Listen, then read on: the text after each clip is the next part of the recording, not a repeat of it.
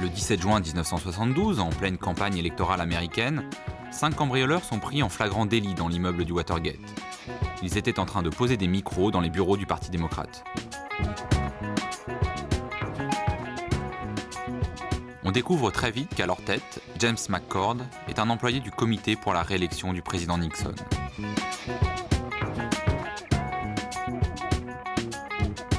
L'enquête révèle que 2 hommes ont organisé toute l'opération, Gordon Liddy et Howard Hunt. Tous 2 possèdent un bureau à la Maison-Blanche. Mais les poursuites s'arrêtent à ces 7 hommes, surnommés les plombiers. 2 journalistes du Washington Post, Bob Woodward et Carl Bernstein, affirment pourtant que les vrais responsables se trouvent peut-être dans le bureau ovale. Mais John Mitchell, l'homme de confiance de Nixon, nie toute implication. Ni le président, ni personne de la Maison-Blanche, ni personne de l'administration, ni aucun employé du comité pour la réélection du président n'est impliqué. Tout cela n'entame pas la popularité de Richard Nixon en course pour un second mandat. Le 7 novembre 1972, il est réélu triomphalement avec 68% des voix, un des scores les plus élevés des présidentielles américaines. Pourtant, à peine élu, Nixon rencontre de nouvelles difficultés. Sur fond d'opposition à la guerre du Vietnam, l'affaire du Watergate ressurgit et révèle d'autres pratiques douteuses du gouvernement Nixon. Effraction, pourrissement de la campagne démocrate et coups bas contre les pacifistes. Nixon est même soupçonné d'avoir détourné des fonds publics. Les gens doivent savoir si leur président est un escroc. Eh bien, je ne suis pas un escroc. Malgré les dénégations du président, le Watergate atteint progressivement ses plus proches collaborateurs. John Mitchell, ancien ministre de la Justice, est le premier à quitter ses fonctions. Mais le 30 avril 1973, ce sont à la fois John Dean, conseiller de la Maison-Blanche, Bob Haldeman, chef de cabinet de la présidence, et John Ehrlichman qui démissionne. Une seule question demeure, le président savait-il ? C'est par les médias que j'ai entendu parler pour la première fois du cambriolage du Watergate. J'ai été scandalisé par cet acte illégal et insensé. Nixon est de plus en plus soupçonné de freiner à la fois l'action des tribunaux et celle du procureur spécial en charge de l'affaire. Pour lever ces doutes, les parlementaires décident de créer leur propre commission d'enquête. Composée de 7 sénateurs, 4 démocrates et 3 républicains, elle dispose de pouvoirs spéciaux et peut convoquer toutes les personnes en relation avec l'affaire. Sam Ervin, le président de cette commission, est démocrate. Il est connu pour son attachement farouche à la défense des libertés individuelles. Howard Baker, le vice-président, est républicain. On pense qu'il défendra Nixon. Mais l'homme clé de cette commission n'est pas un sénateur. Samuel Dash est celui qui mène les interrogatoires préalables. Le 17 mai 1973, les auditions s'ouvrent pour un marathon de 6 mois et sont retransmises en direct sur les chaînes nationales 7 heures par jour. Dans la grande salle du Conseil, face aux sénateurs, de longues tables sont installées pour accueillir les journalistes.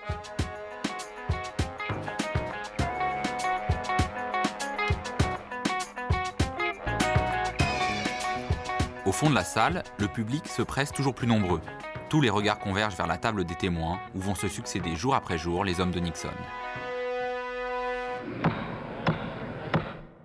La Maison-Blanche utilise-t-elle, influence-t-elle la police ou les services secrets à des fins politiques? C'est une question récurrente aux États-Unis. L'affaire des armes de destruction massive en Irak nous le rappelle aujourd'hui. Eh bien, elle a lourdement plané sur le Watergate. C'est le sujet de notre épisode d'aujourd'hui. Au premier abord, la CIA semble mouillée, car cette affaire implique beaucoup de ses anciens agents, en particulier Howard Hunt, qui a organisé matériellement le cambriolage et qui a été auparavant mêlé aux grandes histoires de l'espionnage américain, notamment au débarquement de la baie des Cochons à Cuba. Mais très vite, il apparaît que les 2 agences, la CIA et le FBI, non seulement ne sont pas directement impliquées, mais qu'elles voient d'un très mauvais œil une affaire qui révèle que la Maison-Blanche a mis en place une organisation parallèle d'agents clandestins de collecte de renseignements et de surveillance électronique. En fait, la chronologie de l'affaire du Watergate coïncide avec une période de flou dans l'histoire du renseignement américain. Si la CIA et le FBI dépendent statutairement du ministre de la Justice, les 2 agences sont farouchement attachées à leur indépendance. Le symbole de cette autonomie vis-à-vis du pouvoir politique est la puissante figure d'Edgar Hoover, qui a dirigé le FBI pendant plus de 30 ans. Sa mort, 2 mois avant le cambriolage du Watergate, suscite les convoitises de certains hommes politiques soucieux de ne pas reproduire au FBI un fonctionnement parfois jugé trop indépendant et omnipotent. Au FBI comme à la CIA, les mois qui suivent le cambriolage sont donc riches en conjectures et en soupçons. D'un côté, le gouvernement accuse les agences de laisser filtrer des informations nuisibles pour le président. De l'autre, au contraire, des parlementaires dénoncent une tentative de mainmise du pouvoir sur ces agences. C'est au FBI que la situation est la plus tendue au moment où la commission d'enquête sénatoriale est créée. Patrick Gray est alors directeur par intérim du FBI depuis la mort de Hoover en avril 1972. Ce fils de cheminot a servi 20 ans dans la marine avant de devenir conseiller militaire de Nixon. Le 17 février 1973, le président annonce qu'il a désigné Patrick Gray officiellement comme directeur du FBI. Mais sa nomination doit être approuvée par le Sénat, après enquête d'une commission judiciaire qui doit l'entendre. Tout se passe bien jusqu'au moment où il est interrogé sur l'affaire du Watergate. Poussé dans ses retranchements, Patrick Gray reconnaît alors avoir transmis au conseiller juridique du président les rapports d'interrogatoire menés par le FBI et avoir accordé un délai à la Maison-Blanche pour la remise de certains documents sensibles. Ces déclarations font évidemment scandale. Début avril, Patrick Gray décide de retirer sa candidature à la direction du FBI. À la CIA, la situation est un peu moins confuse, mais à peine. Les 7 inculpés, les 5 cambrioleurs et les 2 organisateurs, ont presque tous été, à un moment ou à un autre, des employés de l'agence. La CIA doit donc montrer qu'elle n'est en rien impliquée dans cette affaire. Mais elle subit dans le même temps les pressions discrètes de la Maison-Blanche qui souhaite qu'elle prenne en charge la défense des 7 inculpés. Le directeur Helms, réputé très indépendant, vient de quitter sa fonction. Il a été remplacé par William Colby, connu pour son action musclée au Vietnam. Mais en ce qui concerne le Watergate, la commission sénatoriale s'intéresse surtout au numéro 2 de l'agence, le général Walters, qui est un ancien proche de Nixon, réputé incorruptible et qui a été l'interlocuteur direct de la Maison-Blanche dans cette affaire. C'est par son témoignage que débute notre épisode d'aujourd'hui, avant que le général Walters ne laisse la place à Patrick Gray, l'ancien directeur du FBI. Général Walters, levez-vous s'il vous plaît. Levez la main droite. Jurez-vous devant Dieu de dire à la commission d'enquête du Sénat sur les activités de la campagne présidentielle la vérité, toute la vérité, rien que la vérité? Je le jure.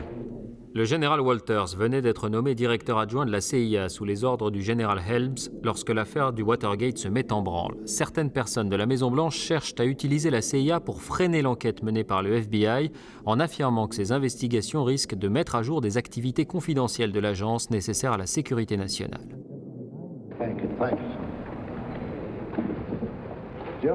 Merci. Veuillez nous donner vos noms et adresses pour le dossier.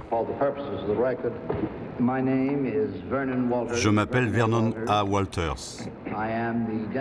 Je suis directeur adjoint de la CIA. Je suis actuellement directeur par intérim jusqu'à ce que M. Colby prête serment, après qu'il aura été confirmé à son poste par le Sénat. J'habite à Arlington, en Virginie. Merci. Je suis général de corps d'armée dans l'armée des États-Unis. Depuis quand occupez-vous le poste de directeur adjoint de la CIA? Depuis le 2 mai 1972, le jour où j'ai prêté serment. Quel poste occupiez-vous avant ça? J'étais l'envoyé du département de la Défense en France.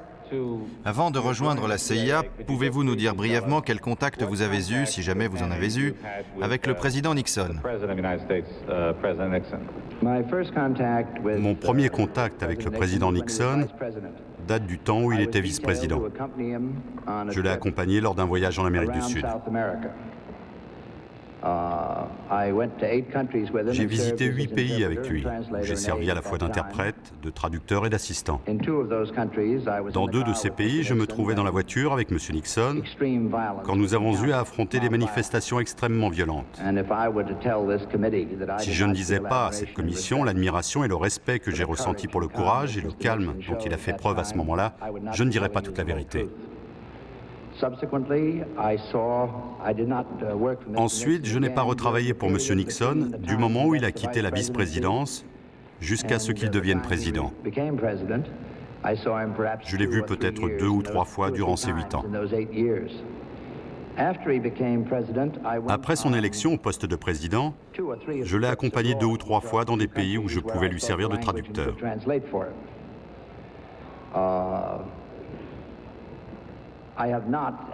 Je n'ai pas eu de conversation privée avec le président depuis que je suis devenu directeur adjoint de la CIA, c'est-à-dire depuis le 2 mai. Peu de temps après votre nomination au poste de directeur adjoint de la CIA, Avez-vous assisté à une rencontre à la Maison-Blanche avec messieurs Haldeman et Ehrlichman et le directeur Helms le 23 juin 1972?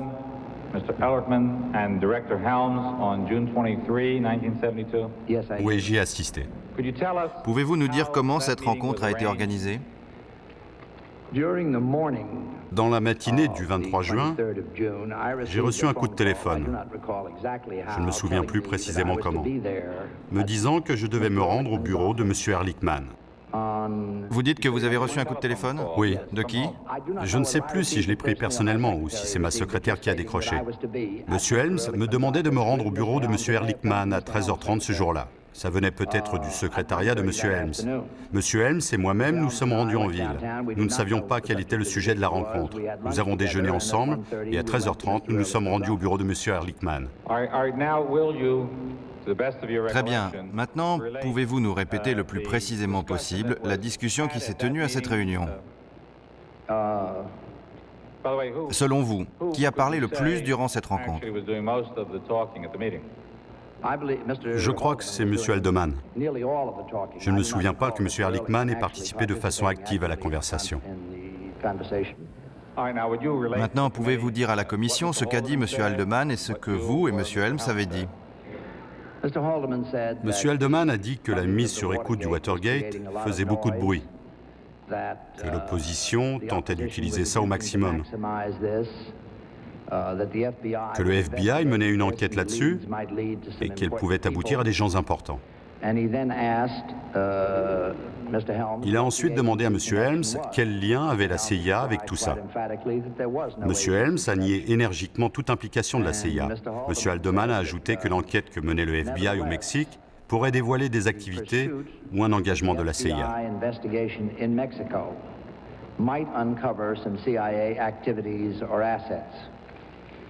M. Helms a affirmé qu'il avait dit la veille à M. Gray, le directeur par intérim du FBI, que la CIA n'était pas impliquée et qu'aucune des enquêtes du FBI n'entravait les activités de la CIA. M. Haldeman a dit ensuite « Cependant, il est à craindre que cette enquête au Mexique ne dévoile des activités cachées de la CIA. Nous avons donc décidé que le général Walters irait voir le directeur par intérim, M. Gray, pour lui dire que la poursuite de cette enquête au Mexique, je tiens à souligner qu'il n'a été question que de cette enquête, pouvait entraver certaines activités de la CIA. M. Helms a répété qu'à sa connaissance, cette enquête ne pouvait entraver aucune activité de la CIA.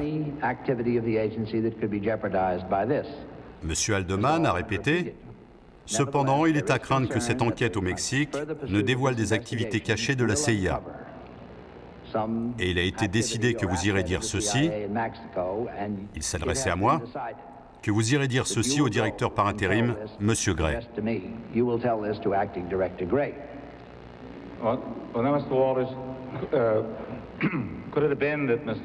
Monsieur Haldeman, ne vous aurait-il pas plutôt demandé, à vous ou à M. Helms, avant d'aller voir M. Gray, d'essayer de savoir si cette enquête au Mexique pouvait poser un problème à la CIA?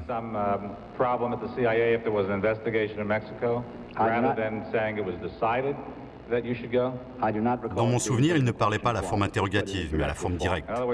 En d'autres mots, vous avez compris cela comme un ordre? J'ai compris cela comme un ordre. M. Haldeman était très proche du sommet du gouvernement des États-Unis et la Maison-Blanche a beaucoup d'informations que les autres n'ont pas. J'étais à la CIA depuis environ 6 semaines quand cette rencontre a eu lieu. Je pensais qu'il était tout à fait concevable que M. Haldeman ait des informations qui ne m'étaient pas disponibles. Et vous n'avez pas pensé approprié de demander à M. Haldeman pourquoi il vous envoyait dire cela à M. Gray? Non, si j'avais pensé qu'il y avait quelque chose d'inapproprié dans cette demande, je lui aurais fait la réponse que j'ai faite plus tard à M. Dean, à savoir que je préférais démissionner plutôt que d'y répondre. Vous êtes-vous demandé pourquoi M. Haldeman vous a désigné, vous, Général Walters, et non le directeur, M. Helms, pour aller voir M. Gray?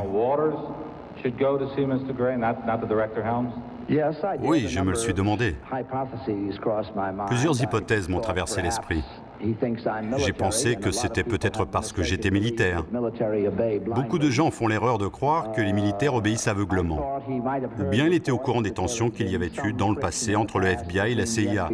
Et comme M. Gray et moi venions d'entrer en fonction, c'était peut-être une bonne façon d'engager la relation.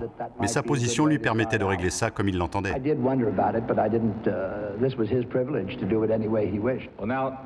Avez-vous été en liaison avec la Maison-Blanche après le 23 juin? Le lundi 26 juin au matin, j'ai reçu un coup de téléphone d'un certain John Dean.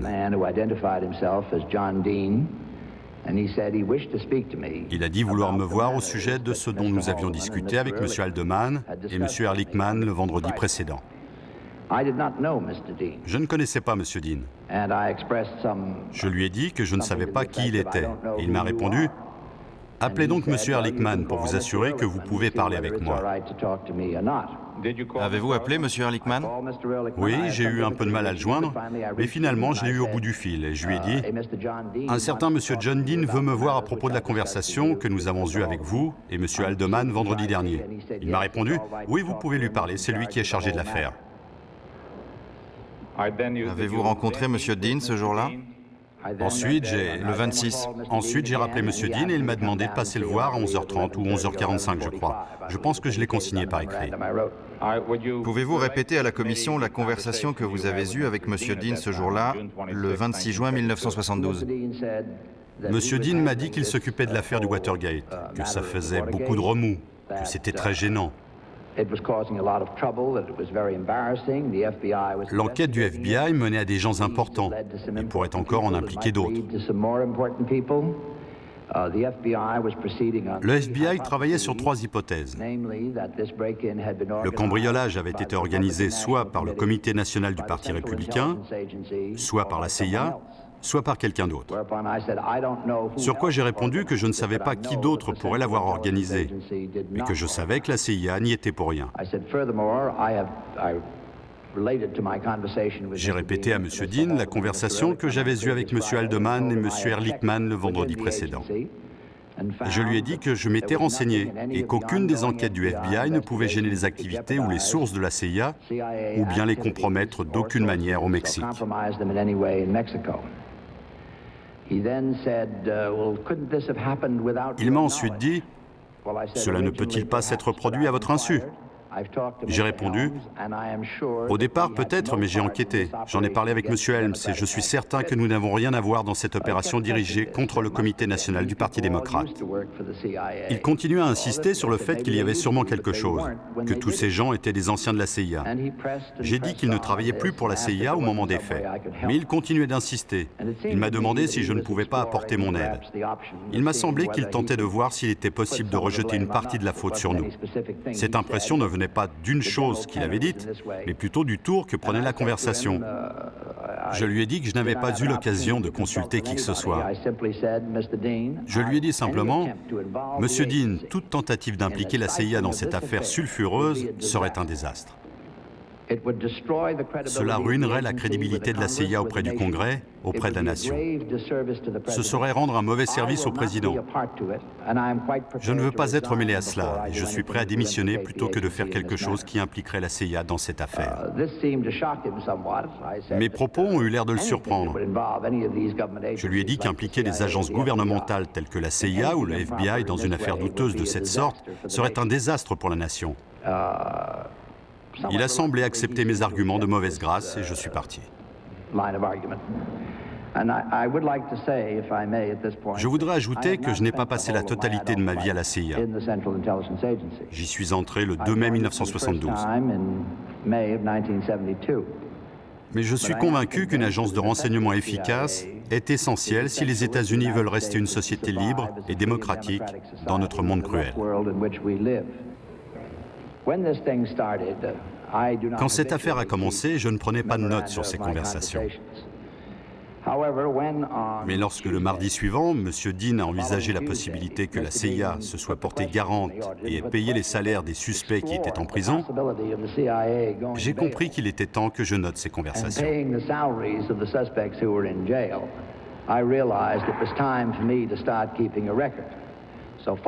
Après la deuxième rencontre du 27 juin, je me suis donc mis à prendre des notes pour moi.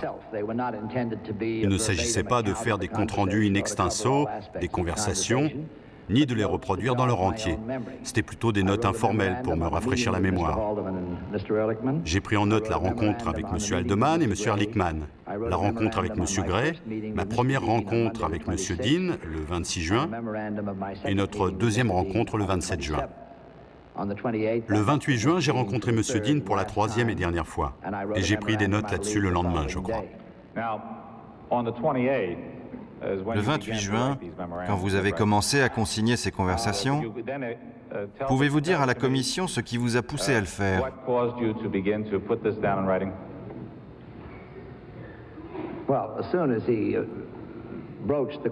Dès qu'il a envisagé que la CIA pourrait se porter garante et payer les salaires des prévenus, j'ai compris que pour la première fois, des procédés douteux étaient envisagés. J'en ai parlé avec M. Helms et nous avons convenu que je prendrais des notes sur ces rencontres. Encore une fois, je ne me souviens pas qui de nous deux l'a suggéré. Je tiens à souligner que j'en ai écrit 5 dans la même journée pour rattraper le temps perdu. Oui. Le conseiller Dash interroge ensuite le général Walters sur son homologue du FBI, Patrick Gray. La pression de la Maison-Blanche pour étouffer l'affaire est montée au plus haut niveau des deux célèbres agences gouvernementales. Monsieur Gray vous a-t-il appelé le 5 juillet? Oui. 1972? Oui, il m'a appelé à 17h30. Pouvez-vous nous dire brièvement pourquoi il vous a appelé? Je crois que M. Gray a dit qu'au stade actuel, on le pressait de poursuivre l'enquête et que s'il ne recevait pas une lettre manuscrite de M. Helms ou de moi-même disant que la poursuite de l'enquête au Mexique dévoilerait des sources ou des activités de la CIA, il serait forcé de poursuivre cette enquête. Je ne voulais pas parler de ça au téléphone avec M. Gray. Je lui ai dit que je passerais le voir le lendemain matin. La journée de travail touchait déjà à sa fin, il était 17h30. Pouvez-vous nous dire brièvement quelle a été la nature de la conversation que vous avez eue avec M. Gray le lendemain?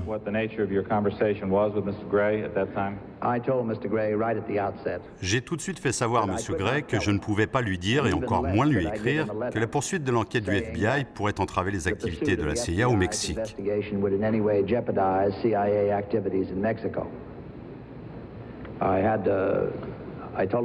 Je lui ai dit que je devais être franc avec lui.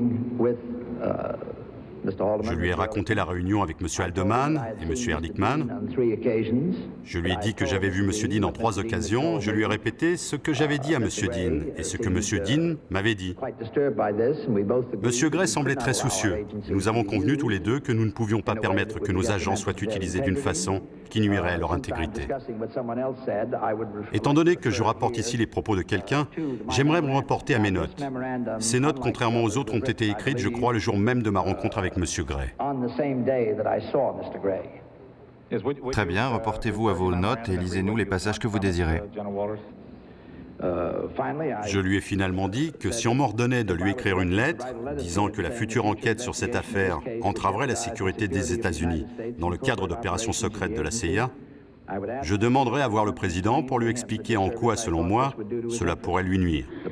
Le danger potentiel que représenterait une telle option pour le président l'emportait de loin sur la protection que cela pourrait apporter à d'autres personnes à la Maison-Blanche. Et j'étais tout à fait prêt à démissionner pour cette raison. M. Gray a dit que c'était un dossier très difficile, alors que nous entrions tout juste en fonction, qu'il espérait que nos deux agences auraient de bonnes relations, m'a remercié pour ma franchise, et ça s'est terminé là. Le général Vernon Walters n'a pas failli devant la commission Irvine à sa réputation d'incorruptible, ce qui est moins vrai du témoin suivant. Monsieur Dash peut-il appeler le témoin suivant? Patrick Gray? Oui. Levez-vous et levez la main droite. Jurez-vous devant Dieu de dire à la commission d'enquête la vérité, toute la vérité, rien que la vérité? Je le jure. Merci, vous pouvez vous asseoir. Monsieur le Président, si c'est possible, j'aimerais...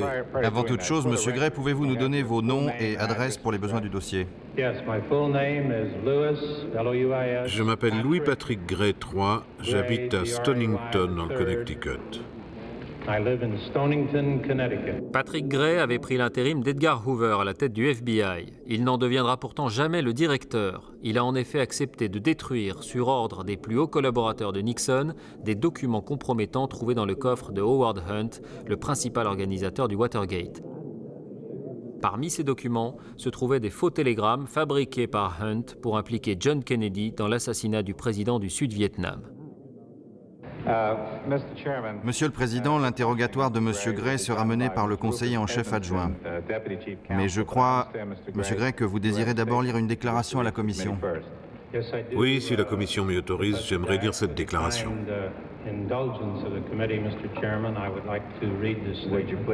Faites donc, Monsieur Gray. Merci. Monsieur le Président, je ne me réjouis pas de l'occasion qui m'est donnée de paraître devant cette commission. En fait, je regrette profondément les circonstances qui m'obligent à être ici aujourd'hui. Mais je me présente devant vous volontairement, en tant que fonctionnaire des États-Unis, pour témoigner sans prétendre à aucune forme d'immunité. La déclaration que j'ai préparée couvre deux domaines qui sont, je pense, d'un grand intérêt pour la Commission. La CIA et les dossiers Howard Hunt. Il m'est impossible de passer en revue toute l'enquête du Watergate dans le temps qui m'est imparti, et je ne pense pas que la Commission s'attende à ce que je le fasse. Néanmoins, quand j'aurai lu ma déclaration, je suis prêt à répondre à toutes les questions que la Commission ou le procureur voudront me poser concernant ma gestion du FBI.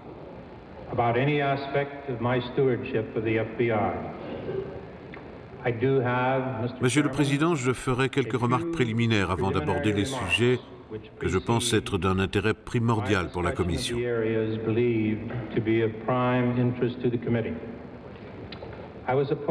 J'ai été nommé directeur par intérim du FBI par le ministre de la Justice, M. Klein-Dienst, le 3 mai 1972.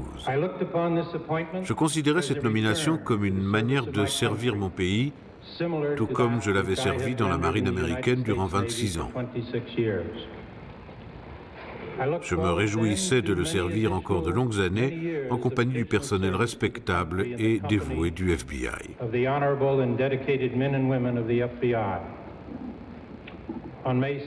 Le 16 mai 1972, mon équipe et moi-même avons emménagé dans les bureaux autrefois occupés par feu J. Edgar Hoover. Un mois plus tard, le 17 juin 1972, a eu lieu le cambriolage du quartier général du Comité national du Parti démocrate à l'immeuble Watergate. Je me trouvais à ce moment-là sur la côte ouest. Je visitais les bureaux du FBI et je m'étais engagé à faire un discours pour la remise des diplômes à la faculté de droit de l'université de Pepperdine à Santa Ana. Je suis rentré à Washington dans la soirée du 20 juin. John Ehrlichman m'a appelé le lendemain matin et m'a informé que John Dean mènerait une enquête sur le Watergate pour le compte de la Maison-Blanche. Il m'a dit que je devrais voir directement avec lui pour tout ce qui concernait l'enquête et que M. Dean attendait mon appel. M.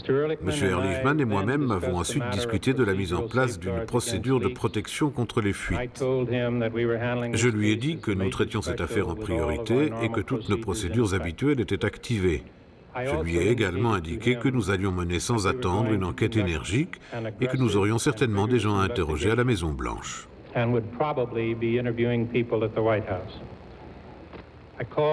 retour à mon bureau à 10 heures, j'ai appelé M. Dean et nous avons convenu de nous voir à mon bureau à 11h30 le 21 juin 1972.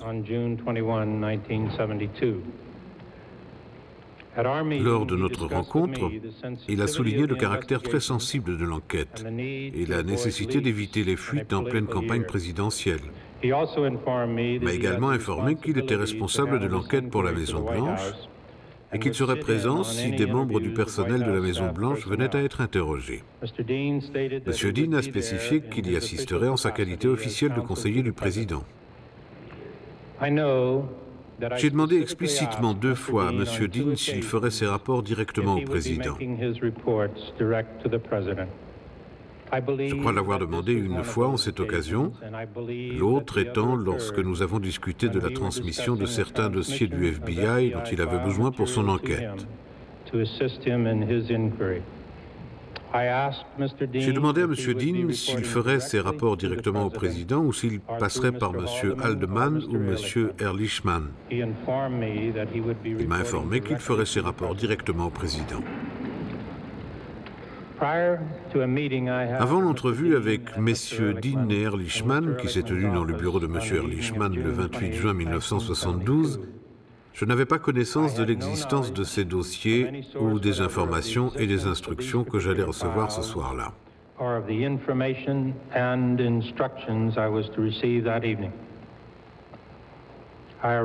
Je suis arrivé au bureau de M. Ehrlichman vers 18h30 pour discuter des rumeurs qui couraient sur d'éventuelles fuites provenant du FBI concernant l'enquête du Watergate.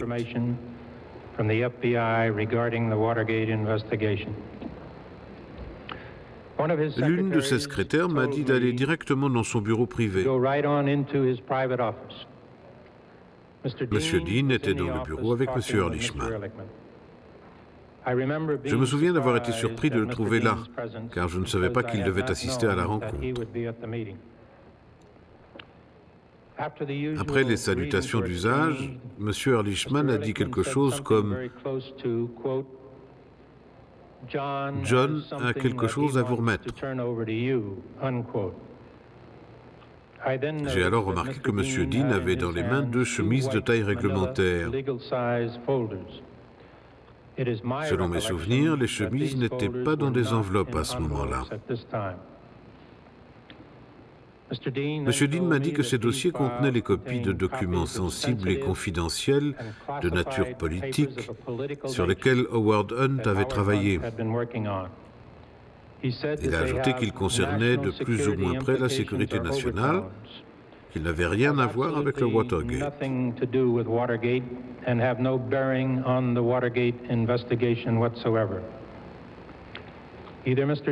Dean ou M. Ehrlichman a dit que ces dossiers ne devaient pas gêner les questions liées à l'affaire du Watergate.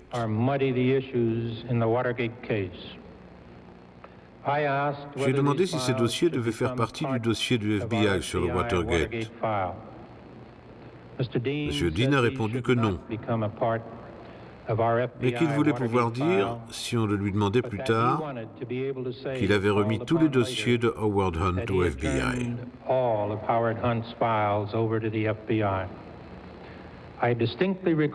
Je me souviens nettement de M. Dean disant que ces dossiers étaient de la dynamite politique et qu'ils ne devaient pas voir la lumière du jour. Il est vrai que ni M. Ehrlichman ni M. Dean ne m'ont expressément ordonné de détruire ces dossiers. Mais il n'y avait et il n'y a aucun doute dans mon esprit que cette destruction était voulue. Ni M. Dean ni M. Ehrlichman n'ont dit ou sous-entendu qu'ils me remettaient ces documents uniquement pour se protéger contre des fuites.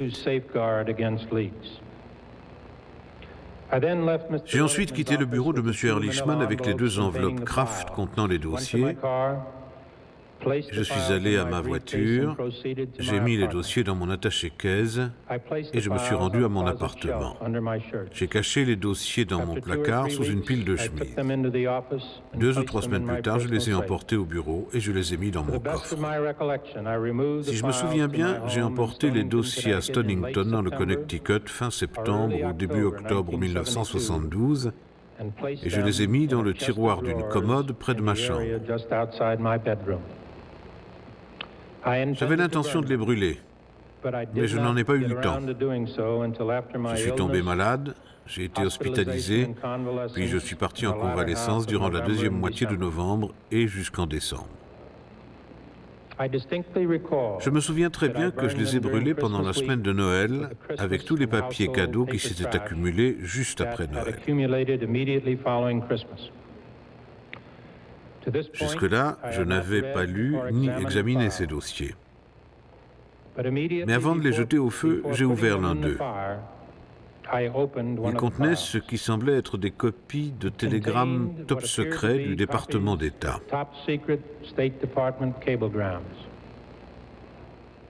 J'ai lu le premier télégramme. Je ne me souviens pas des termes précis. Mais le texte impliquait des officiels du gouvernement Kennedy dans l'assassinat du président Diem au Sud-Vietnam. Je n'avais pas de raison de douter de l'authenticité du télégramme, et j'ai été troublé par ce que je lisais. J'ai feuilleté les autres textes du dossier. Il semblait s'agir de copies du premier télégramme. J'ai simplement feuilleté le deuxième dossier, et j'ai remarqué qu'il contenait des copies de correspondances sur papier Bible. Je n'ai pas lu ces correspondances, et je ne sais toujours pas aujourd'hui ce qu'elles contenaient.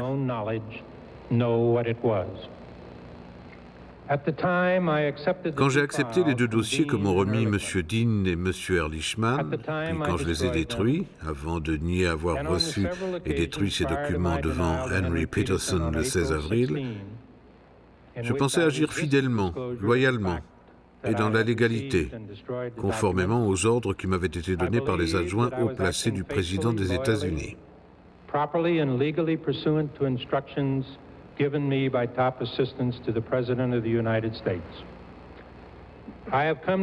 J'en suis cependant venu à penser, ce que j'aurais dû comprendre à l'époque, que le fait d'avoir accepté ces documents et de ne pas les avoir conservés avec les dossiers habituels du FBI relevait de ma part d'une grave erreur de jugement. Le fait que je les ai détruits et que j'ai refusé de le révéler n'ont fait qu'aggraver cette erreur. Le fait que ces documents n'aient pas eu de rapport avec le Watergate, même s'ils étaient importants, ne diminue en rien ma conviction actuelle que je me suis laissé utiliser pour accomplir un sale boulot. Je garderai toujours en moi le poids de cet acte. J'ai terminé ma déclaration, Monsieur le Président.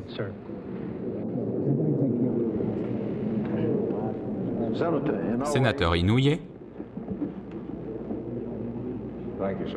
Merci, sénateur. Je voudrais revenir au 28 juin. Le sénateur Inouye revient au second jour d'audience sur la date fatidique du 28 juin, lorsque John Dean et John Ehrlichman ont secrètement confié à Patrick Gray des documents venant du coffre de Hunt pour pouvoir ainsi affirmer en paix que le contenu intégral du coffre avait été remis au FBI. À cette date, vous avez reçu des documents de M. Ehrlichman et M. Dean. Saviez-vous qu'ils provenaient du coffre de M. Hunt? Oui, parce que M. Dean a dit qu'il voulait pouvoir dire qu'il avait remis au FBI la totalité du contenu du coffre de Hunt si la question lui était posée par la suite.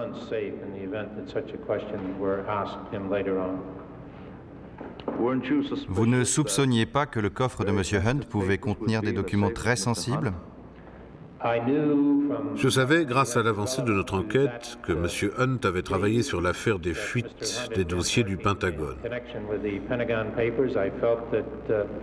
Je me doutais qu'il était plus que probable qu'il avait eu entre les mains des documents touchant à la sécurité nationale.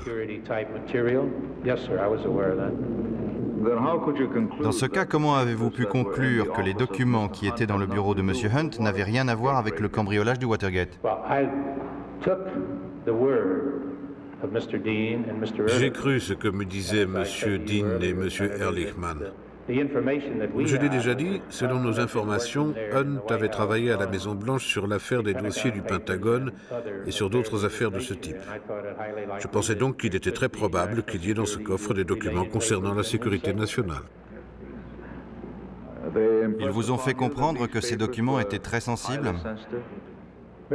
Sensibles et confidentiels, et qu'ils touchaient à la sécurité nationale. Ce sont les paroles dont je me souviens, avec en plus des sous-entendus politiques. Ce sont les copies de documents sur lesquels a travaillé Howard Hunt. Ce sont les paroles dont je me souviens. Quand vous dites confidentiel, à quel type de classification pensez-vous? Je pensais qu'ils étaient classés secrets ou top secrets. Si ces documents étaient top secrets, et je pense qu'en tant que directeur par intérim du FBI, vous connaissiez bien les procédures de sécurité, pensez-vous qu'il était adéquat de les cacher sous une pile de chemises?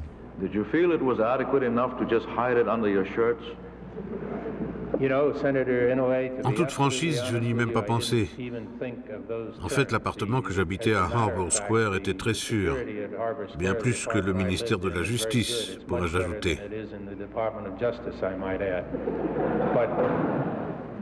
Mais la vérité, c'est que je n'y ai même pas pensé. Quand M. Dean vous a appelé dans le Connecticut au sujet de ces documents, que lui avez-vous dit? Si je me souviens bien, que j'avais les documents avec moi à Stonington et qu'ils étaient en lieu sûr. Si vous aviez eu l'impression le 28 juin que vous aviez reçu l'ordre de votre commandant en chef de détruire ces documents, pourquoi avoir attendu 6 mois?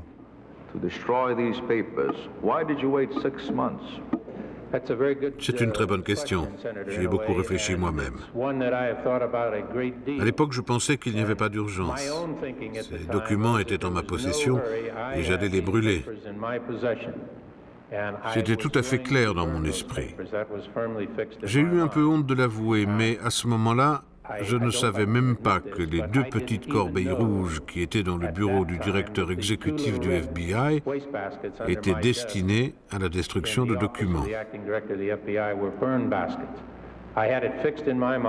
J'avais décidé d'emporter ces papiers avec moi dans ma maison de Stonington et de les brûler là-bas, où j'avais tout ce qu'il fallait pour le faire.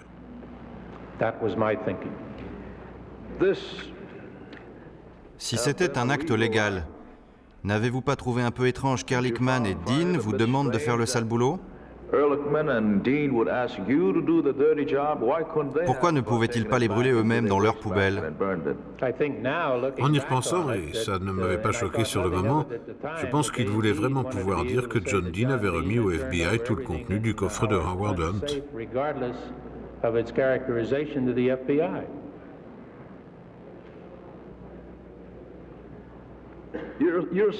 Vous dites que l'acte que vous avez commis vous semblait normal et légal.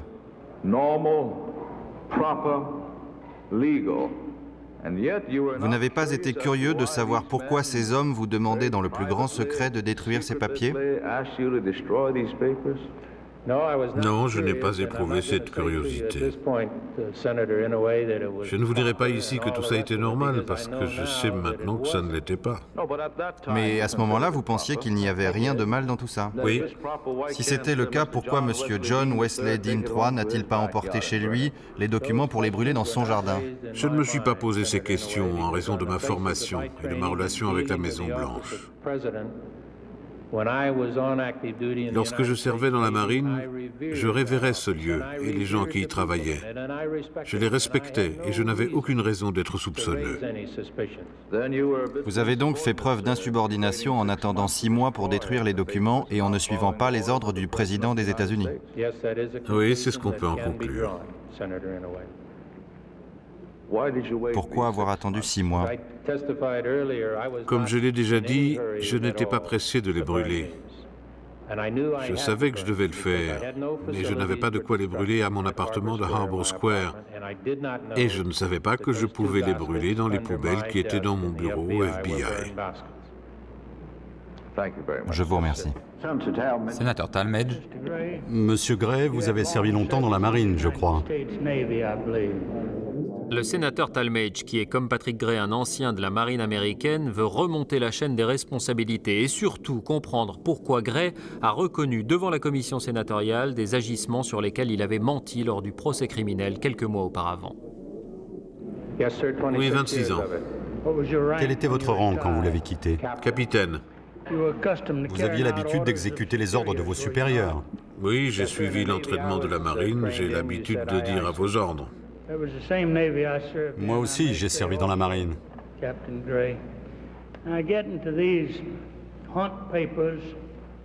Pour en venir à ces documents de Hunt qui vous ont été remis le 28 juin, c'était en 1972, c'est bien ça?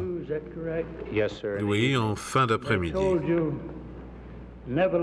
Ils vous ont dit qu'ils ne devaient pas voir la lumière du jour. Oui, si je me souviens bien. C'est ce qu'a dit M. Dean à la fin de l'entretien. Il a dit qu'il relevait de la sécurité nationale et que c'était de la dynamite politique et qu'il ne devait pas voir la lumière du jour. Avez-vous pensé, quand vous avez reçu cet ordre, ce qu'a dû penser Tennyson quand il a écrit la charge de la brigade légère? Il n'avait pas à s'interroger sur le pourquoi il devait combattre ou mourir. Je ne crois pas avoir pensé en ces termes, sénateur. Mais j'ai pris cela comme un ordre. Et j'ai demandé si ce document devait être versé au dossier de l'enquête. Et on m'a dit non. Vous avez accepté cela comme étant un ordre et vous l'avez exécuté comme tel, n'est-ce pas? C'est exact. Quelle était la source de cette autorité selon vous? Comme je l'ai dit, je ne peux pas affirmer que cela venait du président. Mais j'ai oublié de dire une chose. J'ai eu une conversation avec M. Kleindienst, le ministre de la Justice, dans son petit bureau privé, après qu'il ait parlé au président. Il m'a dit alors que le fait d'avoir brûlé ces documents ne devait en aucun cas être perçu comme une tentative d'opération de camouflage de la part de la Maison-Blanche. Je lui ai répondu, « Dick, j'ai reçu l'ordre, je crois, de brûler ces documents, je les ai brûlés, et c'est ce dont je vais témoigner. » Vous supposiez que Dean parlait au nom du président, n'est-ce pas?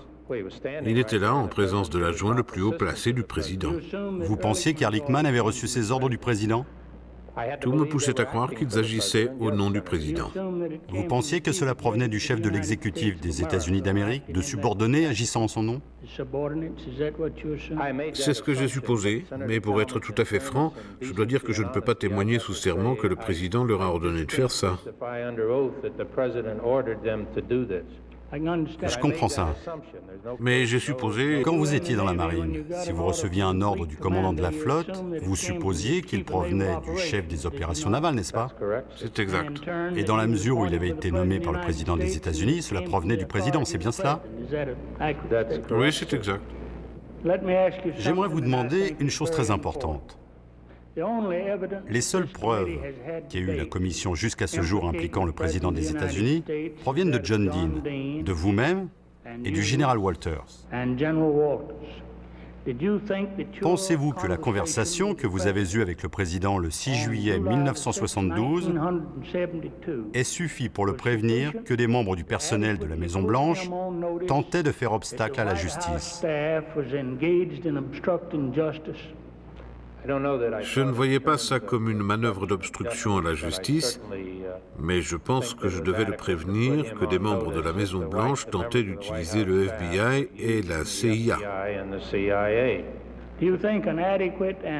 Pensez-vous qu'un homme raisonnable et prudent, étant donné ce dont vous l'avez prévenu à ce moment-là, aurait compris que son personnel était engagé dans quelque chose d'irrégulier et d'illégal?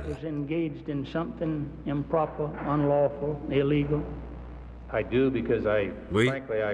Franchement, je m'attendais à ce que le président me pose des questions. Durant les 2 semaines qui ont suivi l'entrevue, le 12 et le 28 juillet, je crois, j'ai demandé au général Walters si le président l'avait appelé. Comme rien ne venait, j'ai pensé que le général Walters et moi étions alarmistes, qu'il n'y avait pas à s'inquiéter. Le général Walters ne cessait de me répéter que si on le forçait à écrire une lettre affirmant que la CIA était impliquée, il démissionnerait.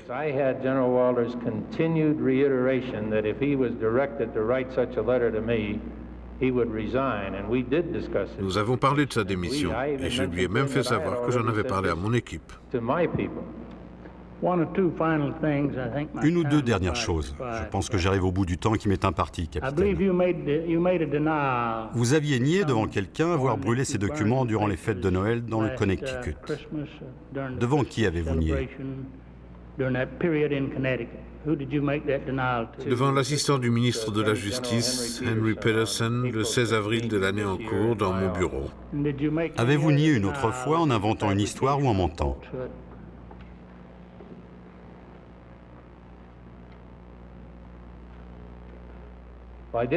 Je n'ai pas donné une version exacte de l'affaire au sénateur Weicker, je l'ai déjà dit. Vous n'avez pas réussi à avouer de vous-même ou vous avez menti sciemment? Au sénateur Weicker? Oui. Je lui ai menti sciemment.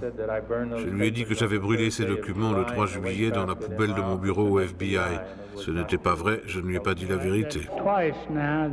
C'est la deuxième fois que vous admettez avoir menti. Pourquoi pensez-vous que cette commission devrait vous croire maintenant, plutôt que de penser que vous mentez encore? Je suis assis ici pour témoigner sous serment. Et je suis tout à fait conscient que le contenu de mon témoignage est d'une importance extrême pour notre nation. Vous êtes juriste, vous connaissez la peine encourue pour faux témoignages. Oui.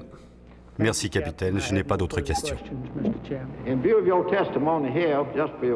Après votre témoignage, en guise de consolation, le chapitre 15 des psaumes parle des gens qui vont habiter sur la Sainte Montagne. Et il est dit que parmi ceux-ci, celui qui jure à ses dépens sans se dédire, jamais ne bronchera. Je pense que vous pouvez revendiquer cette leçon de par le témoignage que vous venez d'apporter devant cette commission. Merci, Monsieur le Président. Puis-je faire une remarque? Le premier dimanche où je suis allé à la messe après avoir été nommé directeur par intérim du FBI, le sermon de la messe et un petit dépliant qui y était distribué racontaient l'histoire de Job. Je ne sais pas pourquoi je l'ai mis dans mon attaché-caisse et il est resté depuis lors. Louis Patrick Gray a enfin reconnu sa participation à l'effort déployé pour étouffer l'affaire. Bien que ses actes lui aient été dictés en haut lieu, ils lui interdisent de se voir confirmé par le Sénat comme directeur du FBI et de succéder ainsi à Edgar Hoover. Après plusieurs jours d'auditions houleuses devant l'ensemble du Sénat, il sera obligé de démissionner. Dans le prochain épisode, John Mitchell va répondre des décisions qu'il a prises quand il dirigeait le comité pour la réélection du président. Cet ancien ministre de la Justice, compagnon de Nixon, nie toute responsabilité dans l'affaire du Watergate. Comment pouviez-vous démêler et éclaircir les circonstances de cette affaire? Comment se saisir de la justice sans rien lui dire? Ces dénégations déchaînent la fureur des sénateurs. Mitchell est l'un des rares à pouvoir impliquer directement Richard Nixon. Pourquoi le président n'a-t-il pas été informé? Comment a-t-il pu ignorer des crimes qui avaient lieu au sein même de la Maison-Blanche? Voyant que leurs questions restent sans réponse, les sénateurs réclament une entrevue avec le président lui-même.